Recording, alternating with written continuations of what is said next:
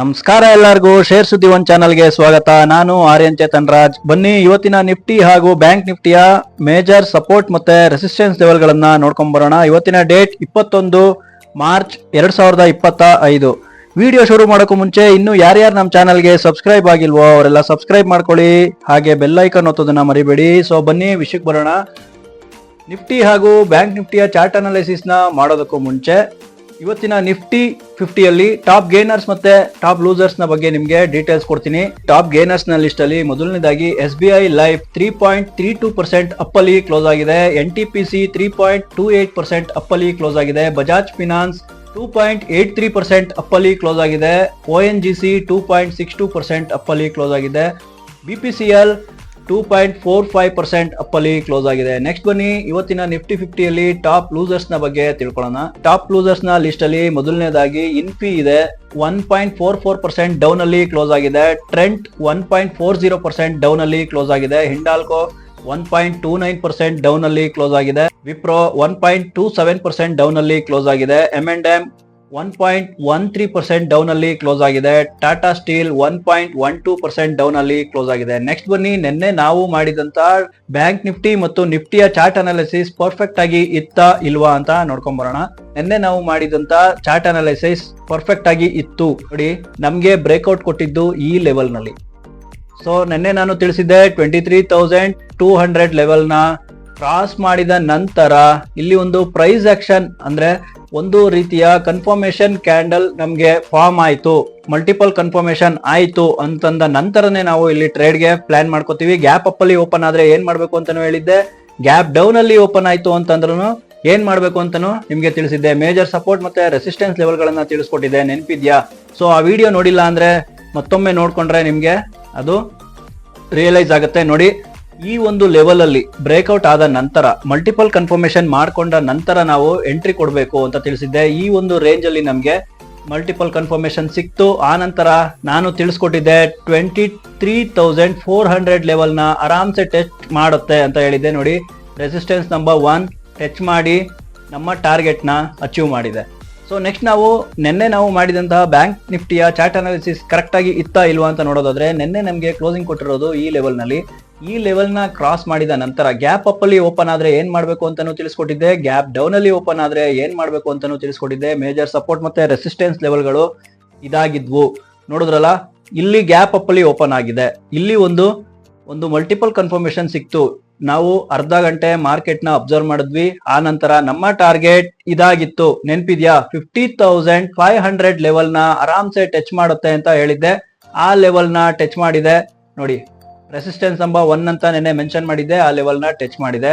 So next ಬನ್ನಿ, ನಾಳೆ ಒಂದು ನಿಫ್ಟಿ ಮತ್ತೆ ಬ್ಯಾಂಕ್ ನಿಫ್ಟಿಯ ಚಾರ್ಟ್ ಅನಾಲಿಸಿಸ್ ನ ನೋಡ್ಕೊಂಡ್ ಬರೋಣ. ನಿಫ್ಟಿಯ ಚಾರ್ಟ್ ಅನಾಲಿಸಿಸ್ ನೋಡೋದಾದ್ರೆ ಇವತ್ತು 15 ಮಿನಿಟ್ಸ್ ನ ಟೈಮ್ ಫ್ರೇಮ್ ನಲ್ಲಿ ನಿಮ್ಗೆ ತಿಳಿಸ್ಕೊಡ್ತೀನಿ. ನೋಡಿ, ಇವತ್ತು ನಮ್ಗೆ ಕ್ಲೋಸಿಂಗ್ ಕೊಟ್ಟಿರೋದು ಈ ಲೆವೆಲ್ ನಲ್ಲಿ 23,352 ರೇಂಜ್ ನಲ್ಲಿ ಕ್ಲೋಸಿಂಗ್ ಕೊಟ್ಟಿದೆ.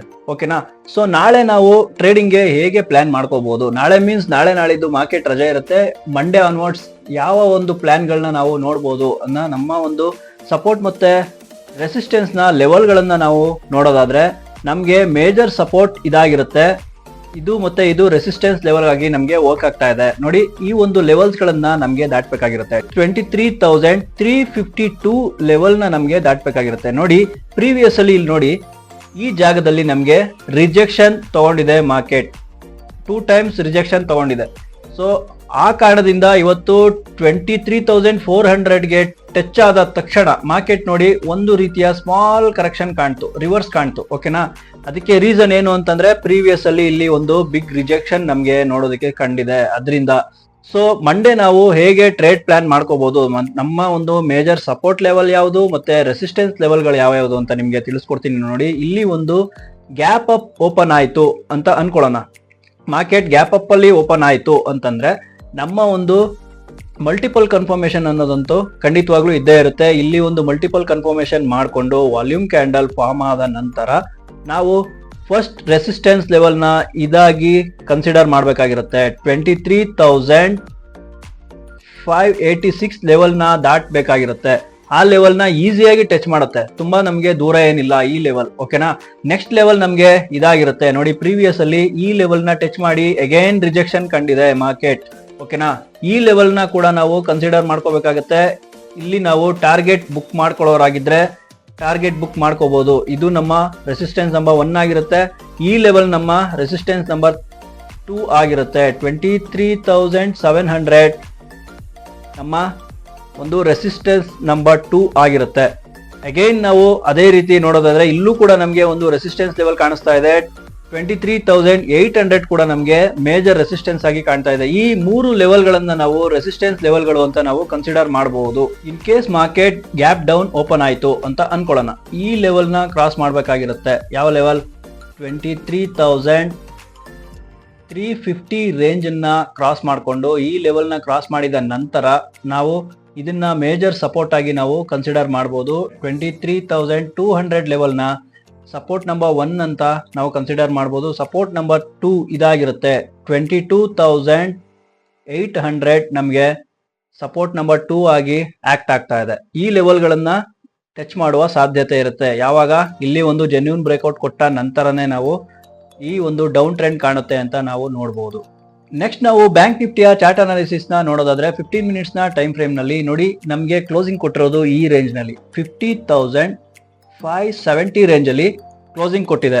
ಓಕೆನಾ. ಸೊ ಗ್ಯಾಪ್ ಅಪ್ ಅಲ್ಲಿ ಓಪನ್ ಆದ್ರೆ ನಮ್ಮ ಮೇಜರ್ ರೆಸಿಸ್ಟೆನ್ಸ್ ಲೆವೆಲ್ ಯಾವುದು ಅಂತ ನಿಮಗೆ ತಿಳಿಸ್ಕೊಡ್ತೀನಿ. ಗ್ಯಾಪ್ ಡೌನ್ ಅಲ್ಲಿ ಓಪನ್ ಆದ್ರೆ ಮೇಜರ್ ಸಪೋರ್ಟ್ ಯಾವುದು ಅಂತ ನಿಮಗೆ ತಿಳಿಸ್ಕೊಡ್ತೀನಿ. ಗ್ಯಾಪ್ ಅಪ್ ಅಲ್ಲಿ ಓಪನ್ ಆಯ್ತು ಅಂತ ಅನ್ಕೊಳ್ಳೋಣ, ಇಲ್ಲಿ ಒಂದು ಜೆನ್ಯೂನ್ ಬ್ರೇಕ್ಔಟ್ ನ ನಾವು ಅಬ್ಸರ್ವ್ ಮಾಡ್ಕೋಬೇಕಾಗುತ್ತೆ. ಮಲ್ಟಿಪಲ್ ಕನ್ಫರ್ಮೇಶನ್ ನ ನಾವು ಆಬ್ವಿಯಸ್ಲಿ ನೋಡ್ತೀವಿ. ಆ ನಂತರ ನಾವು ಈ ಒಂದು ಲೈನ್ ಅನ್ನ ಇಲ್ಲಿ ನಾನು ಡ್ರಾ ಮಾಡಿದೀನಿ ನೋಡಿ, ಈ ಒಂದು ಲೈನ್ ಅನ್ನ ಟಚ್ ಮಾಡುವ ಎಲ್ಲಾ ಸಾಧ್ಯತೆ ಇರುತ್ತೆ. ಇಲ್ಲಿ ಒಂದು ಜೆನ್ಯೂನ್ ಬ್ರೇಕ್ಔಟ್ ಕೊಟ್ರೆ ಮಾತ್ರ ನೋಡಿ 51,650 ನ ಟಚ್ ಮಾಡುವ ಎಲ್ಲಾ ಸಾಧ್ಯತೆ ಇರುತ್ತೆ. ಯಾವಾಗ? ಇಲ್ಲಿ ಒಂದು ಬ್ರೇಕ್ಔಟ್ ಕೊಟ್ರೆ. ಫಸ್ಟ್ ನಮ್ಮ ರೆಸಿಸ್ಟೆನ್ಸ್ ನಂಬರ್ 1 ಇದಾಗಿರುತ್ತೆ. ಸೆಕೆಂಡ್ ರೆಸಿಸ್ಟೆನ್ಸ್ ನಂಬರ್ 2 ಇದಾಗಿರುತ್ತೆ. ರೆಸಿಸ್ಟೆನ್ಸ್ ನಂಬರ್ 2 51,900 ಅನ್ನ ಟಚ್ ಮಾಡುವ ಎಲ್ಲಾ ಸಾಧ್ಯತೆ ಇರುತ್ತೆ. ಯಾವಾಗ ಅಂತಂದ್ರೆ ಈ ಲೆವೆಲ್ ನ ಕ್ರಾಸ್ ಮಾಡಿದ ನಂತರನೇ. ಈ ಲೆವೆಲ್ ನ ಟಚ್ ಮಾಡಿ ಇಲ್ಲಿ ಒಂದು ಪ್ರೀವಿಯಸ್ ಅಲ್ಲಿ ನೋಡಿ, ಇಲ್ಲಿ ಒಂದು ರಿಜೆಕ್ಷನ್ ಇದೆ. ಈ ರಿಜೆಕ್ಷನ್ ನ ದಾಟಬೇಕು. ಇಲ್ಲಿ ಒಂದು ಜೆನ್ಯೂನ್ ಬ್ರೇಕ್ಔಟ್ ಟೆನಿಕಾಸ್ಟ್ ಕೊಟ್ರೆ ಮಾತ್ರ ನೆಕ್ಸ್ಟ್ ಲೆವೆಲ್ಗೆ ಇಲ್ಲಿ ಹೋಗುವ ಎಲ್ಲಾ ಸಾಧ್ಯತೆ ಇರುತ್ತೆ. ಇದು 51,960 ಆಗಿರುತ್ತೆ. In case market gap down ಅಲ್ಲಿ ಓಪನ್ ಆಯ್ತು ಅಂತ ಅನ್ಕೊಳ್ಳೋಣ. ಗ್ಯಾಪ್ ಡೌನ್ ಅಲ್ಲಿ ಓಪನ್ ಆಯ್ತು ಅಂತಂದ್ರೆ ಆ ಟೆನಿಕಾಸ್ಟ್ ಈ ಲೆವೆಲ್ ನ ನಮ್ಗೆ ಕ್ರಾಸ್ ಮಾಡ್ಲೇಬೇಕಾಗಿರುತ್ತೆ. 50,100 ಲೆವೆಲ್ ನ ಕ್ರಾಸ್ ಮಾಡ್ಲೇಬೇಕಾಗಿರುತ್ತೆ. ಯಾಕೆ ಅಂತಂದ್ರೆ ಪ್ರೀವಿಯಸ್ ಅಲ್ಲಿ ನೋಡಿ, ಇಲ್ಲಿ ಒಂದು ಟೈಮ್ ಪಾಸ್ ನ ಝೋನ್ ಆಗಿರುತ್ತೆ. ಇದು ಒಂದು ಸೆಲ್ಲರ್ಸ್ ನ ಅಡ್ಡ ಆಗಿರುತ್ತೆ. ಈ ಒಂದು ಅಡ್ಡನ ದಾಟ್ಕೊಂಡು ಬಂದ್ರೆ ಮಾತ್ರ ಬೈಯಿಂಗ್ ಆಪರ್ಚುನಿಟೀಸ್ ನಮಗೆ ಸಿಗುತ್ತೆ. ಇಲ್ಲಿ ಒಂದು ಜೆನ್ಯೂನ್ ಬ್ರೇಕ್ಔಟ್ ಕೊಟ್ಟ ನಂತರ, ಮಲ್ಟಿಪಲ್ ಕನ್ಫರ್ಮೇಶನ್ ಆದ ನಂತರ ನಾವು ಎಂಟ್ರಿ ಕೊಡ್ಬೋದು. ಯಾವ ಲೆವೆಲ್ ಅಂತಂದ್ರೆ ನಮ್ಮ ಮೇಜರ್ ಸಪೋರ್ಟ್ ಇದಾಗಿರುತ್ತೆ. 49,570 ನ ಆರಾಮ್ಸೆ ಟಚ್ ಮಾಡುತ್ತೆ. ಯಾವಾಗ ಅಂತಂದ್ರೆ ಈ ಲೈನ್ ನ ಕ್ರಾಸ್ ಮಾಡಿದ ನಂತರ. ಓಕೆನಾ. ಇದು ನಮ್ಮ ಮೇಜರ್ ಸಪೋರ್ಟ್ ಕೂಡ ಆಗಿರುತ್ತೆ. ಸಪೋರ್ಟ್ ನಂಬರ್ 1 ಅಂತ ಬರೀತಾ ಇದೀನಿ ನೋಡಿ. ನೆಕ್ಸ್ಟ್ ಈ ಲೈನ್ ಅನ್ನ ಕ್ರಾಸ್ ಮಾಡಿ ಇದನ್ನು ಕೂಡ ಬ್ರೇಕ್ಔಟ್ ಮಾಡ್ತು ಅಂತಂದ್ರೆ ನೋಡಿ, ನಮ್ಗೆ 49,000 ಆರಾಮ್ಸೆ ಟಚ್ ಮಾಡುತ್ತೆ. ರೆಸಿಸ್ಟೆನ್ಸ್ ನಂಬರ್ 2 ಅಂತಾನು ಬರೀತಾ ಇದೀನಿ. 49,000 ನ ಟಚ್ ಮಾಡುತ್ತೆ. ಯಾವಾಗ ಅಂತಂದ್ರೆ ಸಪೋರ್ಟ್ ಲೆವೆಲ್ 1 ಅನ್ನ ಕ್ರಾಸ್ ಮಾಡಿ ಅಲ್ಲಿ ಒಂದು ಇನ್ನು ಜೆನ್ಯೂನ್ ಬ್ರೇಕ್ಔಟ್ ಸಿಕ್ಕ ನಂತರ, ಸೆಕೆಂಡ್ ಬ್ರೇಕ್ಔಟ್ ಸಿಕ್ಕ ನಂತರ 49,000 ಟಚ್ ಮಾಡುವ ಎಲ್ಲ ಸಾಧ್ಯತೆನೂ ಇರುತ್ತೆ. ಸೊ ನೋಡಿದ್ರಲ್ಲ ವೀಕ್ಷಕರೇ, ಯಾರು ಆಪ್ಷನ್ ಟ್ರೇಡರ್ಸ್ ಇರ್ತೀರಾ, ಈ ಲೆವೆಲ್ ಗಳನ್ನ ಕನ್ಸಿಡರ್ ಮಾಡ್ಕೊಂಡು ಟ್ರೇಡ್ಗೆ ಪ್ಲಾನ್ ಮಾಡ್ಕೊಳ್ಳಿ. ಇದು ನಮ್ಮ ಮೇಜರ್ ಸಪೋರ್ಟ್ ಮತ್ತೆ ರೆಸಿಸ್ಟೆನ್ಸ್ ನ ಲೆವೆಲ್ ಗಳಾಗಿರ್ತವೆ. ಸೊ ಈ ವಿಡಿಯೋ ನಿಮ್ಗೆ ಯೂಸ್ಫುಲ್ ಅಂತ ಅನ್ಸಿದ್ರೆ ಕಾಮೆಂಟ್ ಬಾಕ್ಸ್ ನಲ್ಲಿ ಯೂಸ್ಫುಲ್ ಅಂತ ಕಮೆಂಟ್ ಮಾಡೋದನ್ನ ಮರಿಬೇಡಿ. ಹಾಗೆ ಲೈಕ್ ಮಾಡೋದನ್ನ ಕೂಡ ಮರಿಬೇಡಿ. ಮತ್ತೆ ನಾಳೆ ಒಂದು ವಿಡಿಯೋದೊಂದಿಗೆ ನಿಮ್ಮನ್ನ ಕಾಣ್ತೀನಿ. ಮತ್ತೆ ಸಿಗೋಣ. ನಮಸ್ಕಾರ.